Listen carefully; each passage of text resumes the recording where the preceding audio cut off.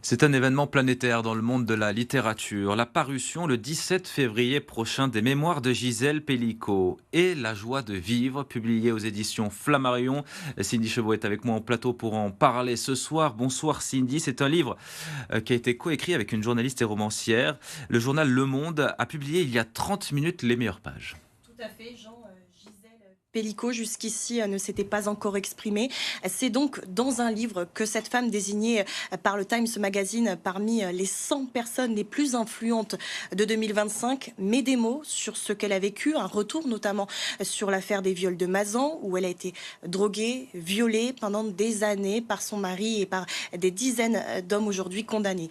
Cet ouvrage est écrit à la première personne par la journaliste et romancière Judith Pérignon, lauréate du prix Jean Lacouture. Je vous propose d'ailleurs quelques extraits. En voici un premier.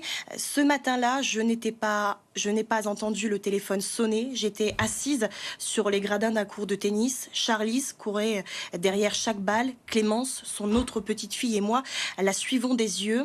Un appel en absence s'est affiché. Bonjour, vous avez cherché à me joindre? L'homme s'est présenté, sous-brigadier Laurent Perret, au commissariat de Carpentras. Nous avons entendu votre mari il y a quelques semaines. Vous savez de quoi il s'agit? J'ai dit que oui, mon mari m'avait tout raconté.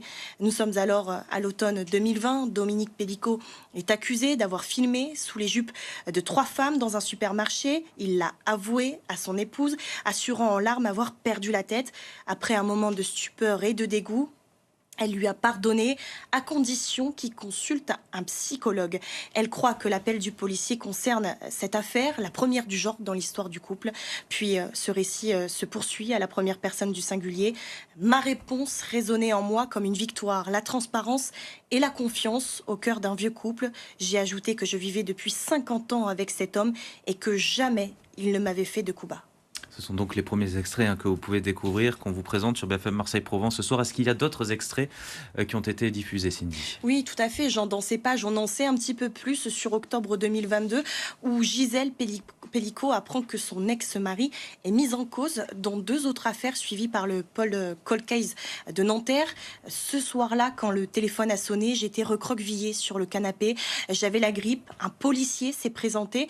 C'est au sujet de votre mari. J'ai acquiescé, façon de dire. Oui, bien sûr, c'est toujours au sujet de mon mari que la police m'appelle.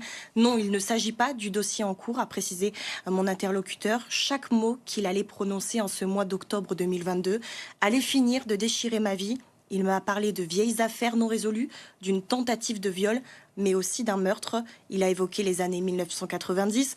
Il m'a donné les noms des victimes, je ne les ai pas retenus, et il m'a annoncé que Dominique était désormais le principal suspect pour ces 2 crimes. C'était irréel. Alors, bien évidemment, nous avons raccourci ces passages, ces extraits, pour en suivre justement cette chronique. Mais l'ouvrage, lui, en tout cas, est tiré à 150 000 exemplaires, traduit dans 22 langues. Et pour se le procurer, eh bien, il faudra attendre le 17 février prochain.